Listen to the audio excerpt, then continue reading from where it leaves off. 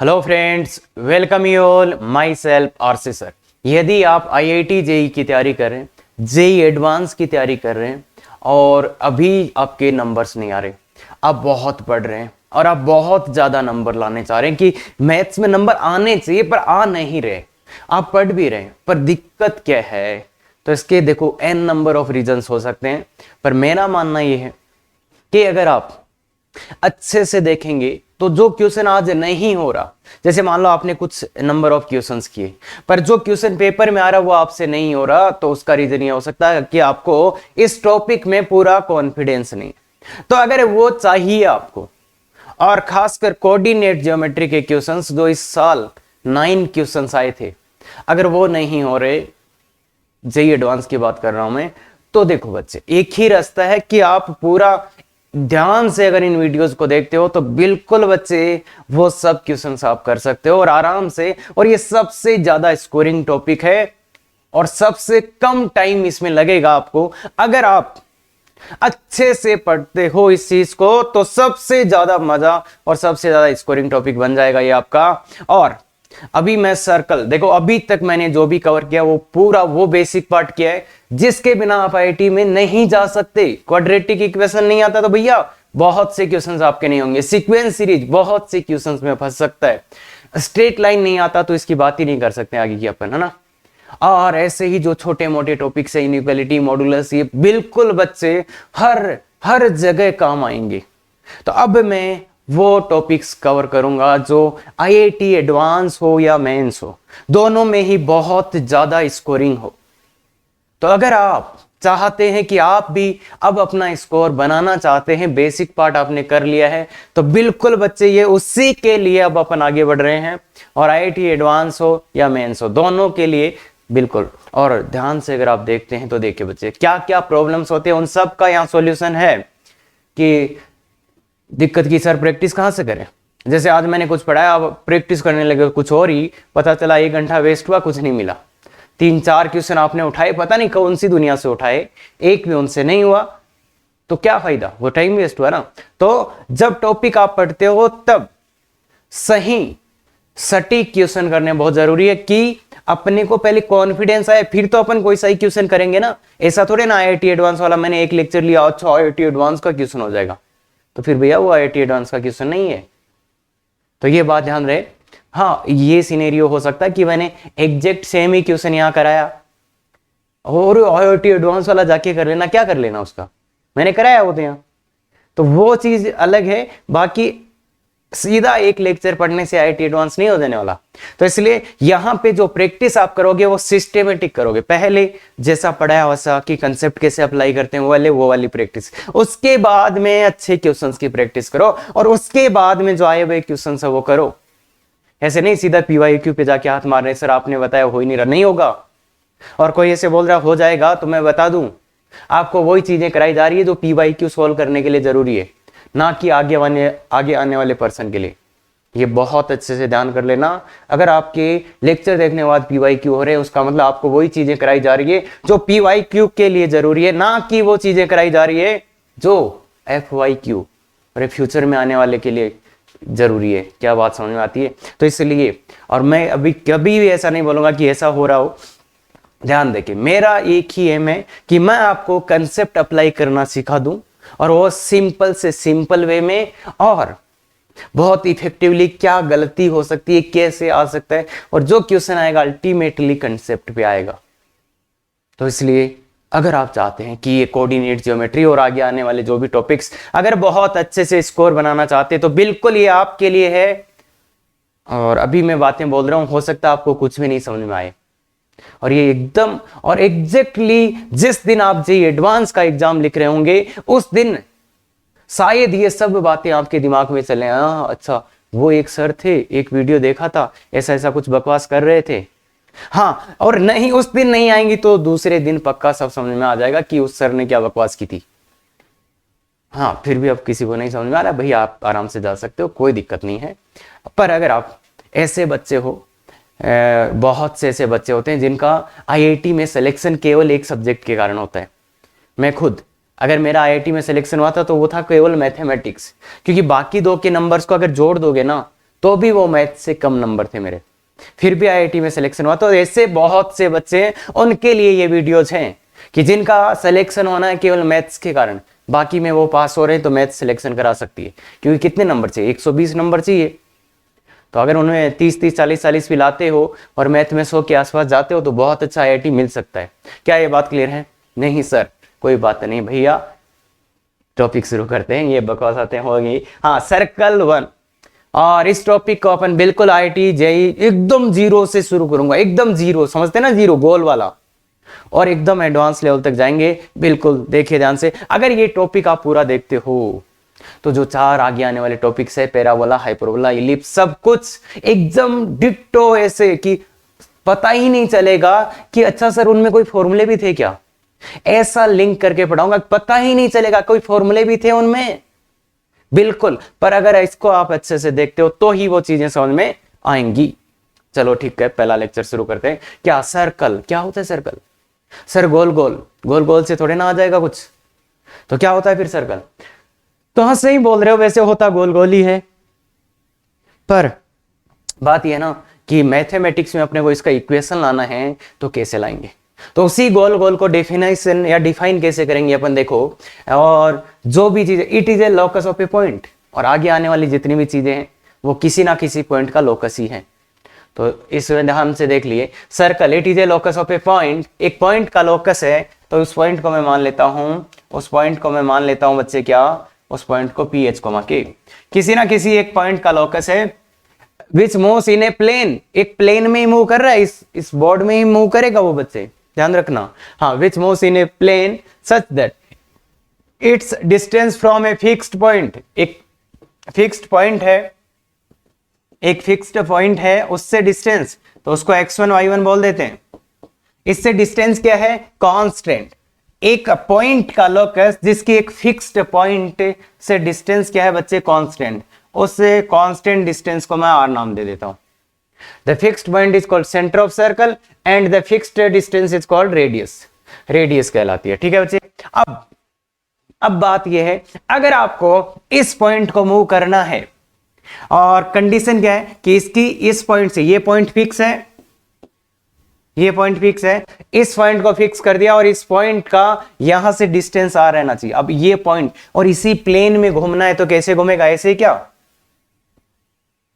जैसे आपने क्या करा है, यहां पे कुछ, समझदार हैं यार बच्चे, इसको फिक्स कर रहा है, यहां पे कुछ रस्सी आपने या कुछ रोप बांध दी और इसको घुमा दिया, तो ये ऐसा ही सर्कल बनेगा क्या?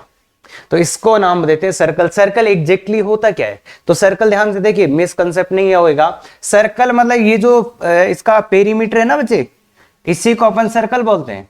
ऐसे मत बोल देना ये सर्कल है, ये सर्कल है ना, जो ये पेरीमीटर है यही सर्कल है, ये ध्यान रखना ना। तो इसलिए ये ध्यान से देखिए। अब इसका इक्वेशन कैसे लाएंगे? तो देखिए बच्चे, किसी पॉइंट का लोकस निकालने के लिए क्या चाहिए?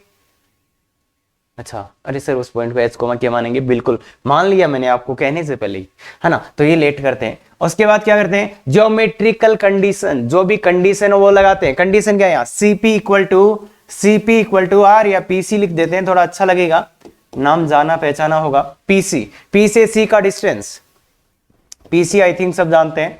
हाँ सर नहीं जानते तो कोई दिक्कत नहीं, इससे इसका डिस्टेंस निकाल दो तुम तो ना, h माइनस x1 का whole square plus k minus y1 का whole square equal to R। तो ये रिलेशन आ गया h और k में। अब क्या करेंगे? इसको सिंप्लीफाई करेंगे तो क्या, स्क्वायर कर देते हैं दोनों तरफ, और क्या, h माइनस x1 का whole square plus k minus y1 का whole square equal to R square. Simplify भी हो गया। अब क्या, h की जगह x, k की जगह y, तो ये आ गया बच्चे आंसर आपका, x माइनस x1 का whole square plus y minus y1 का whole square equal to R square. तो ये बच्चे उस सर्कल का इक्वेशन है, ये उस सर्कल का इक्वेशन है जिसका सेंटर क्या है, उस सर्कल का इक्वेशन है जिसका सेंटर x1 y1 और रेडियस क्या है बच्चे, रेडियस क्या है R। उस सर्कल का इक्वेशन है जिसका सेंटर x1 y1 और रेडियस क्या है बच्चे R। हाँ, तो यहां तक आ गया। अब अगर अपन इसको थोड़ा और सिंप्लीफाई करें, तो कैसा दिखेगा, एक्स स्क्वायर माइनस 2x1x। देखो बच्चे, इसी को मैं सिंप्लीफाई करके लिख रहा हूं, x square minus 2x1x plus x1² plus y1², भाई इसको खोल दो, -2y1y plus y1² is equal to r²। तो अगर बहुत अच्छे से देखेंगे x² plus y² -2x1x minus क्या आएगा बच्चे 2y1y plus x1² plus y1² minus r² equal to 0। तो देखो सर्कल के इक्वेशन में क्या दिखेगा, एक x² दिखेगा, एक y² और कुछ x का कोफिशिएंट, कुछ y का और कुछ कांस्टेंट। तो अगर इसके में जनरल इक्वेशन की बात करो, मतलब अपन जनरली बात करें कि क्या क्या हो सकता है सर्कल के इक्वेशन, तो क्या क्या हो सकता है, एक x² होगा, एक y² होगा, कुछ x का कोफिशिएंट होगा तो उसको अपन ऐसे लिख देते हैं, कुछ y का कोफिशिएंट और कुछ कांस्टेंट टर्म होगा। क्या ये बात क्लियर है बच्चे? तो जनरल इक्वेशन सर्कल का ऐसा दिखेगा। इसके बारे में और डिटेल्स देखेंगे अपन अभी, पर अभी ये जान लो, अगर अपने को सर्कल चाहिए ना, अगर सर्कल का इक्वेशन चाहिए, केवल दो ही चीजें इंपॉर्टेंट है, एक सेंटर और एक रेडियस। देखो बच्चे, इस सर्कल को अगर आपने को बताना है तो एक सेंटर चाहिए और एक रेडियस चाहिए। अब अपन इनको डिटेल में देखते हैं कि कैसे ये चीजें हेल्प करती हैं, कैसे अपन इसको, और एग्जैक्टली अगर मैं बहुत अच्छा बोलूं तो ये अपने को अपन जैसे सर्कल पढ़ेंगे तो कौन से फॉर्मूलेज अपने को ध्यान से देखने हैं जिसको अपन बार बार यूज करेंगे, और कौन से अपने प्राइमरी फॉर्मूलेज होने वाले हैं कि जिसका तो अपने को याद करना ही है। और सबसे बड़ी भयानक भूल, अगर जिस बच्चे ने आईआईटी एडवांस की तैयारी में ये भूल कर दी कि उसको ये नहीं पता कि मुझे याद क्या करना है और मुझे समझना क्या है, तो उसका आईआईटी एडवांस में सिलेक्शन नहीं हो रहा। हाँ, ये बात है, अगर आपने ये भूल कर दी तो बिल्कुल नहीं हो रहा, और आज ही लिख सकते हैं आप, क्योंकि अगर आप एक ही सब्जेक्ट को समझेंगे तो आपको 2 से 3 साल लग जाएंगे समझने में, और अगर आप याद करेंगे तो याद उतना होना ही नहीं है। तो इसलिए ये बिल्कुल अपने को पता होना चाहिए किसको याद करना है, किसको समझना है, और वो चीज यहां पे मैं लिख के दे रहा हूं कि ये चीज आपको याद ही करनी है, उसका नाम है राज। तो देखिए अब अपन पढ़ रहे हैं equation of circle in different forms. तो ये देखो राज लिखा हुआ है, राज रिमेंबर ऑलवेज, जैसे अपने बच्चे स्ट्रेट लाइन में डिफरेंट फॉर्म्स थे, वैसा का वैसा ही सर्कल में भी है, एग्जैक्टली सेम है। और किसको याद रखना है वो बिल्कुल यहां लिखा हुआ मिलेगा, राज। तो देखो बच्चे, सेंटर रेडियस फॉर्म, तो नाम से ही क्लियर है, क्या चाहिए होगा इसमें, एक सेंटर देगा और एक रेडियस देगा। मतलब सर्कल का इक्वेशन जिसका सेंटर गिवन हो क्या, x1 y1, और जिसका रेडियस हो r, क्या होगा, अभी डेरिवेशन क्या था, हमेशा याद होना चाहिए। Equation of circle whose centre and radius are given.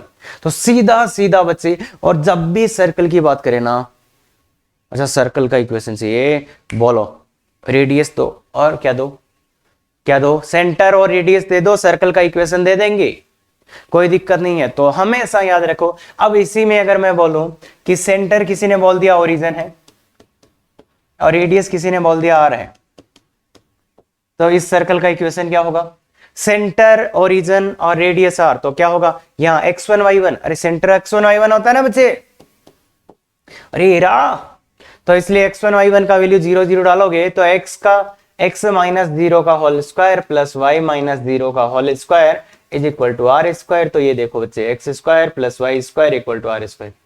और ये भी इतना इंपॉर्टेंट है कि ये तो बहुत बार आएगा, इसको देखते ही समझ में आना चाहिए, अच्छा ये क्या है, वो वाला सर्कल है जिसका सेंटर ओरिजिन और रेडियस है आर हो, तो इसलिए मैंने लिख के भी दिया है। If centre is origin and radius is R, then circle का इक्वेशन ये होगा बच्चे। तो बहुत अच्छे से नहीं, बहुत अच्छे से जिसको बोलते हैं ना वो, और हमेशा याद रहना चाहिए। तो इस स्लाइड से अपने को 2 इक्वेशन याद होने चाहिए और हमेशा याद होनी चाहिए। सर अच्छा याद करा रहे हो आप तो, हाँ बिल्कुल भाई, अपना कंसेप्ट ही है, ध्यान रहे हैं ये बात। हाँ तो बिल्कुल आगे चलते हैं। जनरल फॉर्म अपन ने देखा था, ऐसा लिखा भी था। अब किसी के मन में ये भी आ सकता है कि सर आपने यहाँ पे 2gx 2fy क्यों लिखा, सर आपने a क्यों नहीं लिख दिया, b क्यों नहीं लिख दिया। तो ये इसलिए लिखा गया बच्चे यहाँ 2g और 2f कि जो फॉर्मूले आए ना आगे आने वाले, वो इजी बने, इजी बने वो। क्या बात क्लियर है? बिल्कुल। अब अगर कोई बोल रहा है ये सर्कल का जनरल इक्वेशन है, बोल रहा है, ये तो खुद ही बोल रहा है, तो अब तुम्हारे दिमाग में क्या आना चाहिए?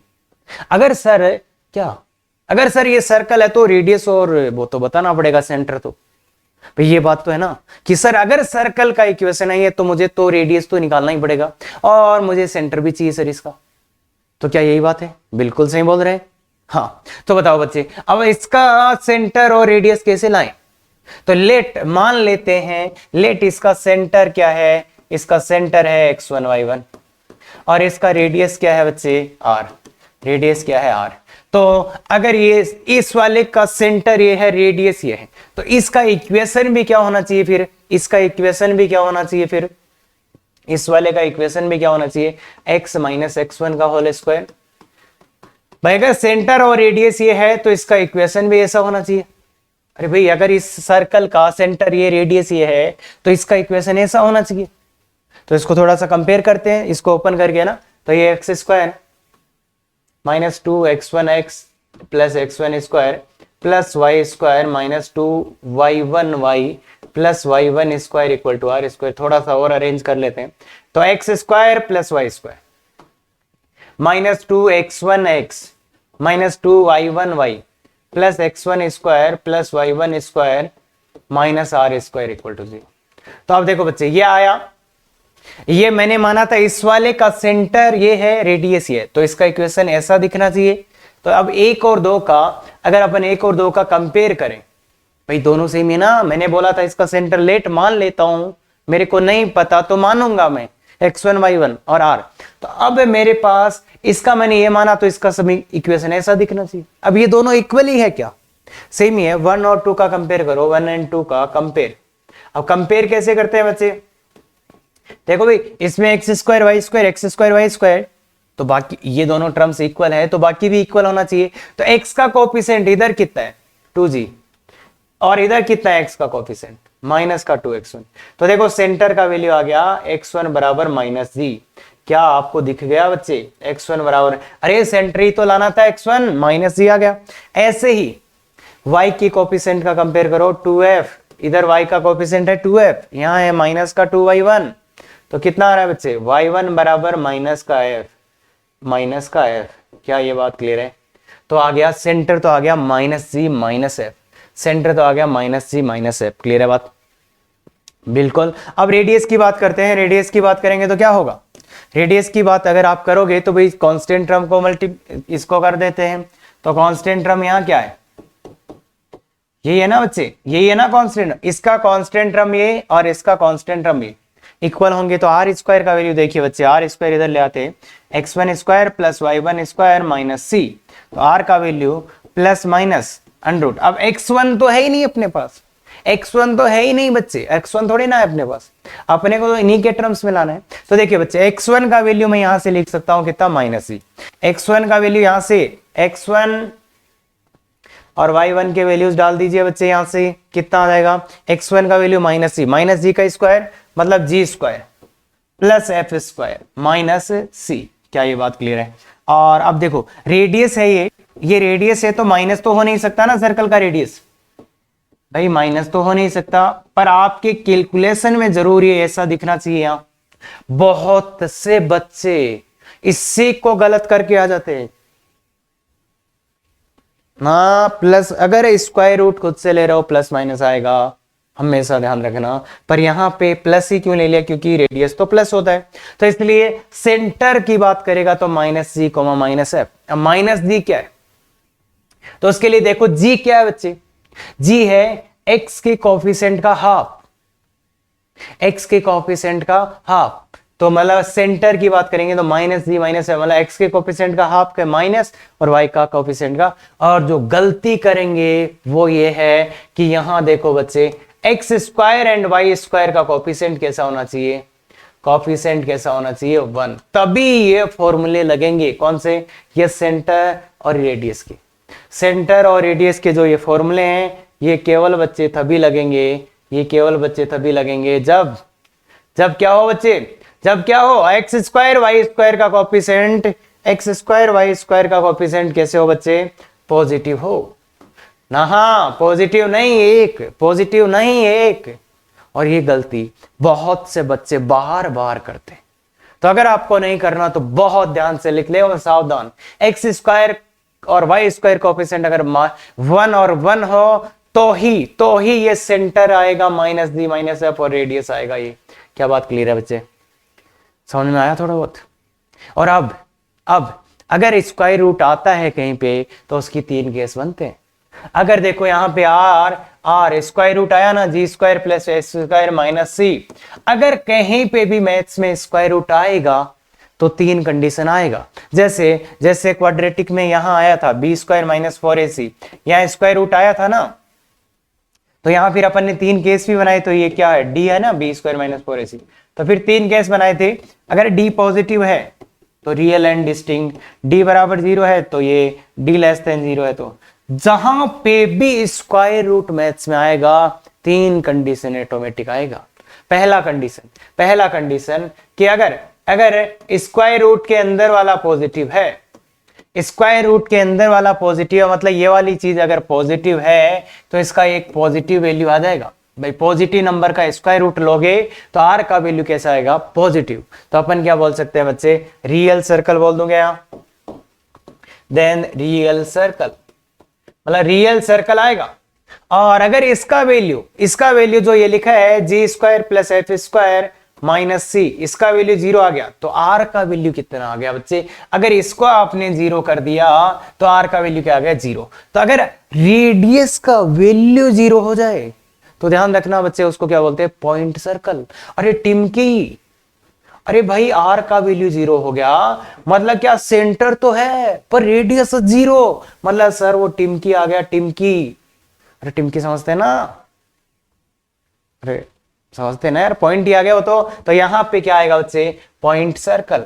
सेकंड में क्या आएगा, पॉइंट सर्कल। क्लियर है क्या बात। और थर्ड, अगर इसका वैल्यू नेगेटिव आ गया बच्चे, थर्ड में जैसे बोल रहा है G square plus F square minus C, अगर ये नेगेटिव आ गया तो क्या होगा, स्क्वायर रूट के अंदर वाला चीज ही नेगेटिव आ गया तो इमेजिनरी चीजें हो गई। तो बिल्कुल बिल्कुल बच्चे यहां इमेजिनरी सर्कल आ जाएगा।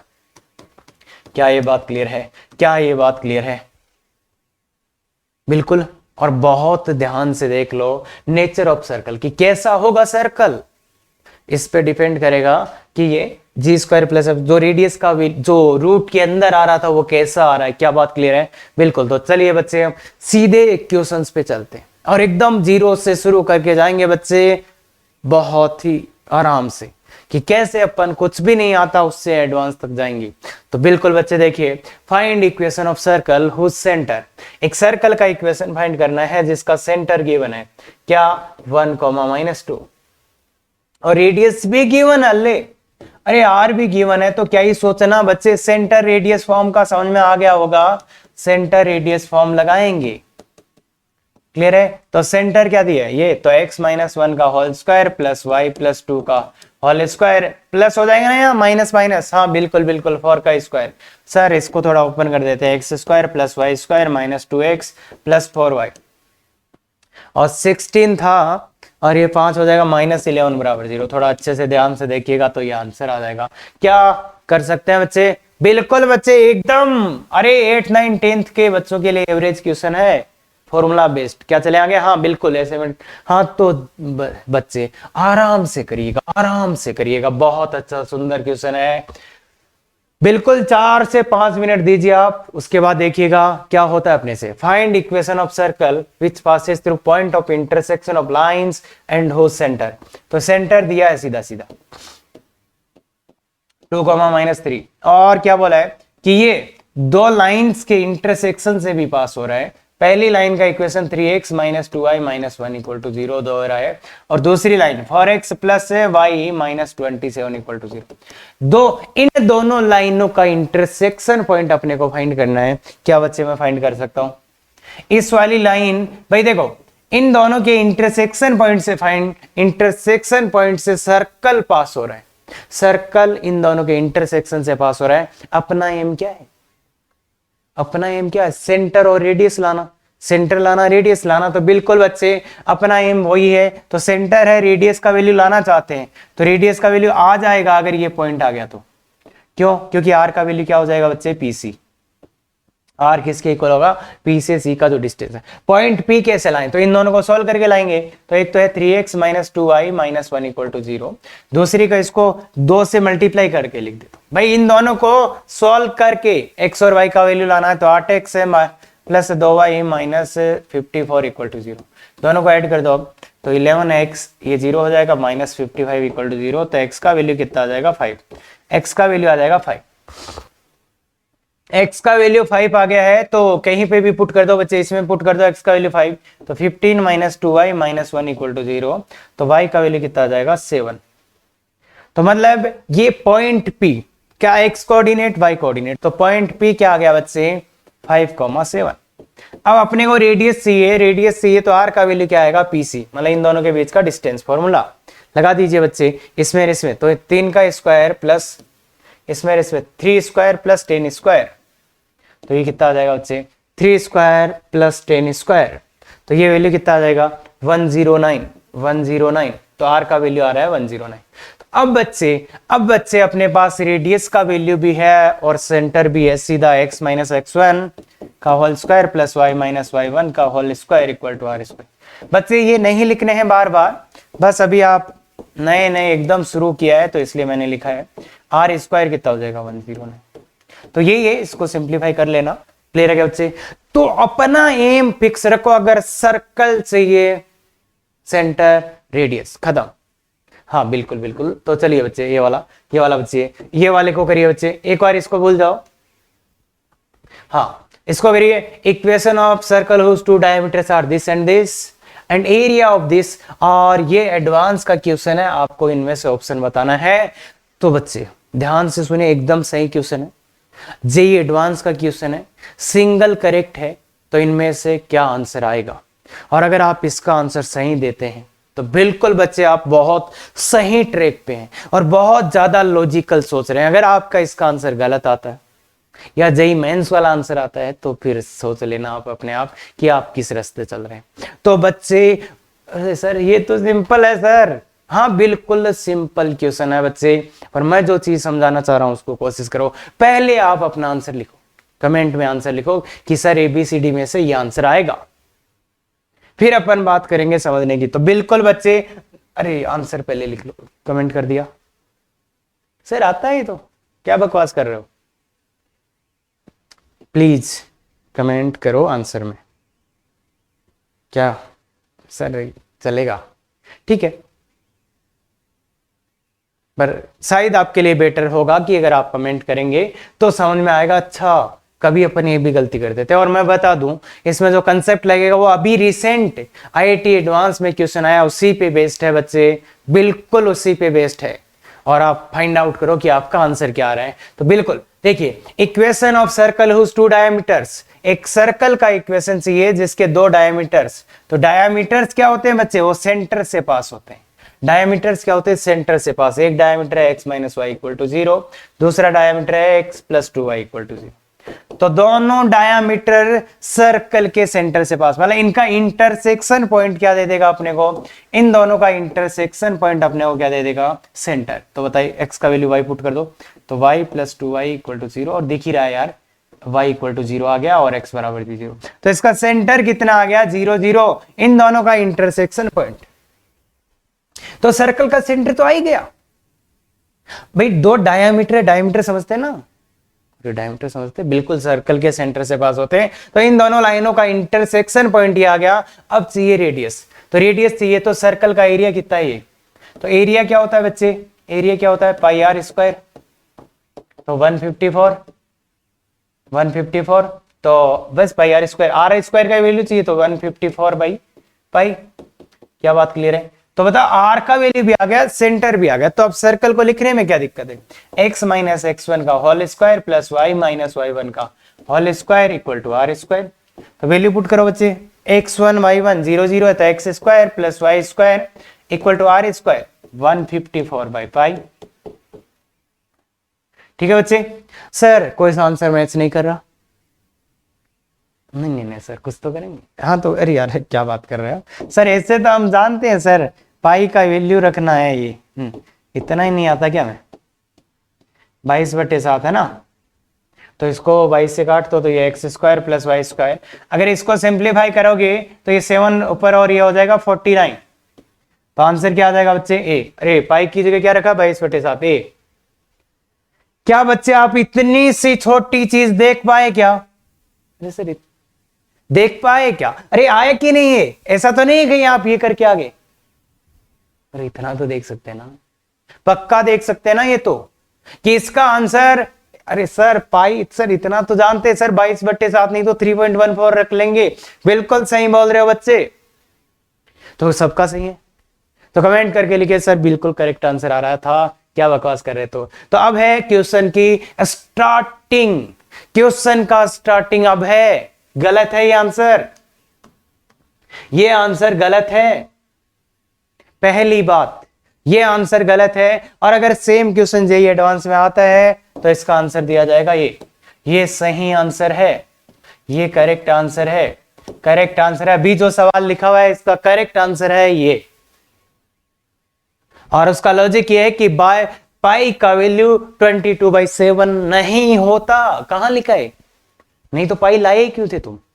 अरे पाई पढ़ते ही क्यों हो तुम? अगर पाई 22/7, पाई एक इरेशनल नंबर होता है, 22/7 एक रेशनल नंबर है, तो ये इक्वल नहीं है। और ये मैं बता दूं आपको, फिलहाल 1 साल पहले ये क्वेश्चन आया था, पाई -22/7 जेईई एडवांस का एक ऑप्शन था ये, उस क्वेश्चन का आंसर आ रहा था 0, और उसका पहला ऑप्शन था ये, पहला ऑप्शन इस क्वेश्चन का ये था।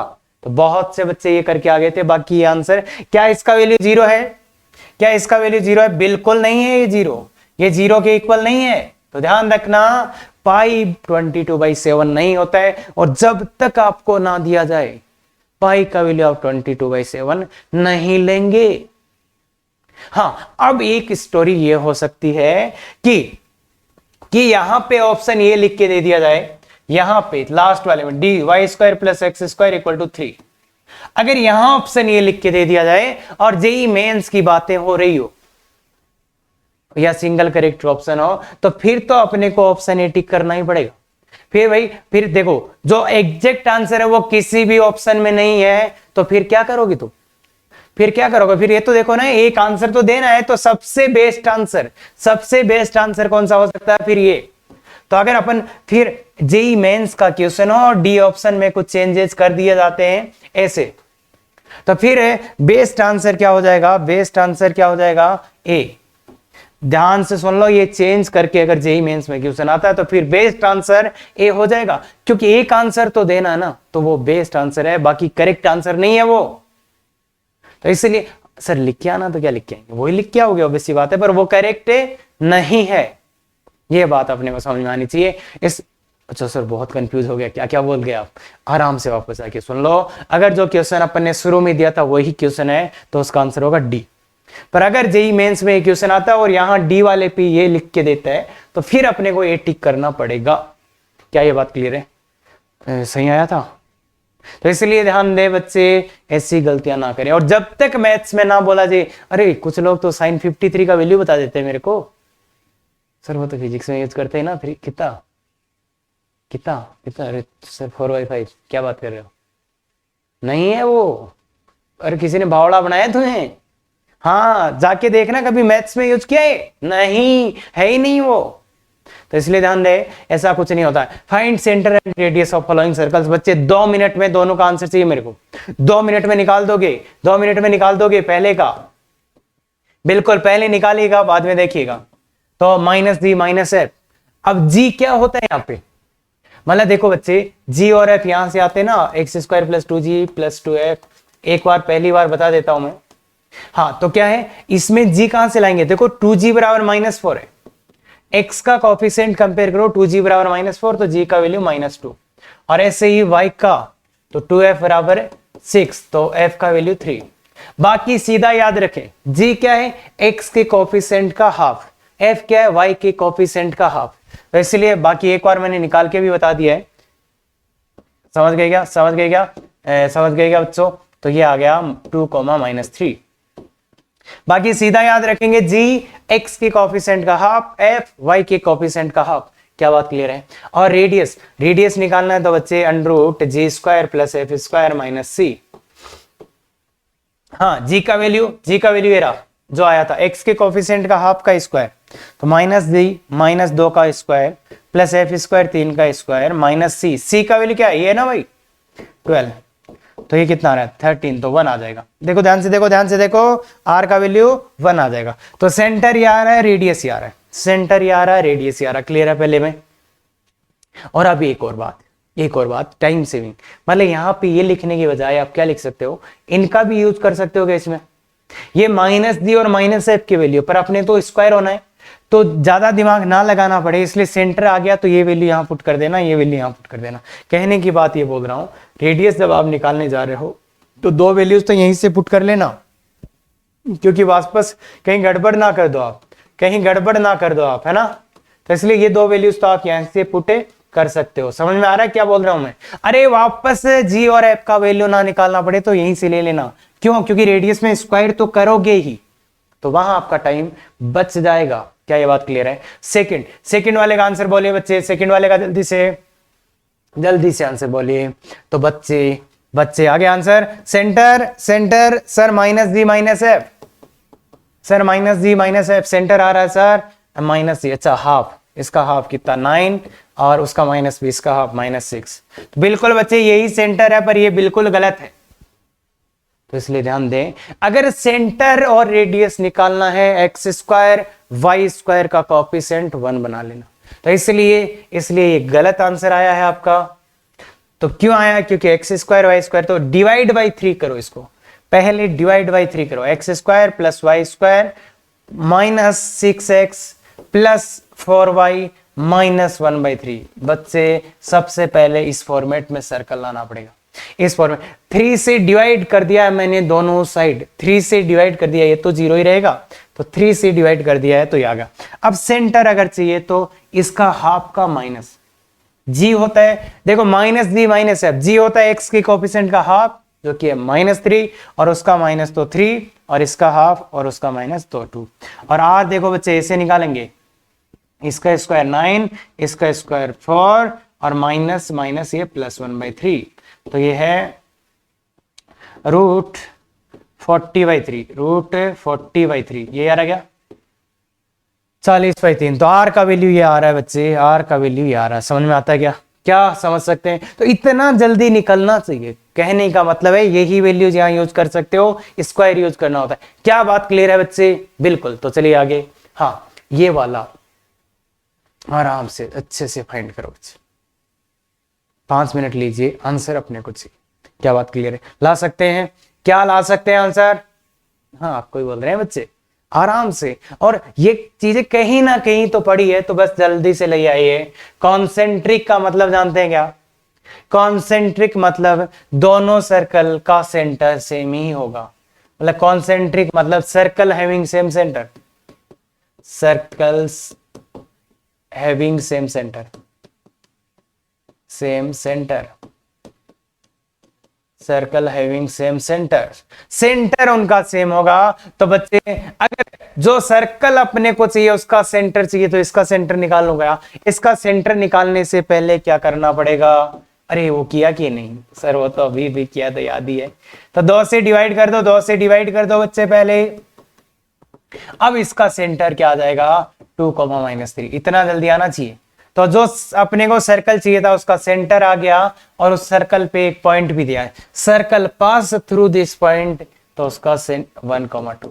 तो बोलो बच्चे, इसका रेडियस आ जाएगा क्या? इसका रेडियस आ जाएगा, ये p नाम दे देते हैं, तो r बराबर pc। कितना होता है pc? अरे इसका डिस्टेंस 1 का स्क्वायर + 5 का स्क्वायर। देखो बच्चे, इसमें से 1 का स्क्वायर और 5 का स्क्वायर, तो ये √26 आ गया। r का वैल्यू अपने पास ही आ रहा है। तो अब equation of circle x - x1 का होल स्क्वायर + y - y1 का whole square equal to r² 26। तो थोड़ा अच्छा लिखोगे तो x² + y² - 4x + 6y, और ये नॉर ज्यादा -13 आ गया, 9 + 4 13, तो -13 = 0। क्या ये बात क्लियर है बच्चे? तो यही आएगा। क्या आ रहा था अपना ये? बिल्कुल ठीक, आराम से ला सकते हैं बच्चे। क्या ये बात क्लियर है? चले आगे, बिल्कुल ठीक। तो देखो बच्चे, अगर सर आज तो बहुत ही सिंपल सा था। बिल्कुल बच्चे, एकदम सिंपल। और ये लेक्चर आपको आराम से बता दें, यहाँ पे एक लेक्चर होता है जो 1.5 आवर का, उसके 2 वीडियोस मिलेंगे और उसमें इतना अच्छे से कंटेंट डिलीवर किया जाएगा कि 1.5 आवर में जितना होना चाहिए उतना आपको मिलेगा। ध्यान दें, लेक्चर और वीडियो में कंफ्यूज ना हो। 1.5 आवर मतलब 2 वीडियो उसके मिलेंगे। भाई आप इस वीडियो को कंपेयर करें कोई 2 घंटे वाले लेक्चर से कि सर उसमें उतना हो गया। 2 घंटे का नहीं है, एग्जैक्ट 40 से 50 मिनट का वीडियो होगा। तो इसलिए ध्यान दें, एक लेक्चर मतलब 2 वीडियो। क्लियर है बात? और इसीलिए 2 वीडियोज के बाद आपको डीपीपी मिलता है। अगर ऐसी चीजें आपको चाहिए और जुनून आपके पास है तो बिल्कुल बच्चे ये वो चीज है जो कोटा की कोचिंग्स में, ऑफलाइन कोचिंग्स में हर एक बच्चे को सिखाया जाता है। अगर आप चाहते हैं तो बिल्कुल शेयर, सब्सक्राइब, लाइक करें। और आप ये भी चाहते हैं कि हर दिन 2 वीडियो आए, तो भाई जितने आपके लाइक, सब्सक्राइब, शेयर आएंगे उतने ही वीडियो आ जाएंगे। तो अगर आप ऐसी कुछ डिमांड रखते हैं तो बिल्कुल एक ही ऑप्शन है आपके पास, शेयर, सब्सक्राइब, लाइक करें। ठीक है, thank you very much. Effective तैयारी करो।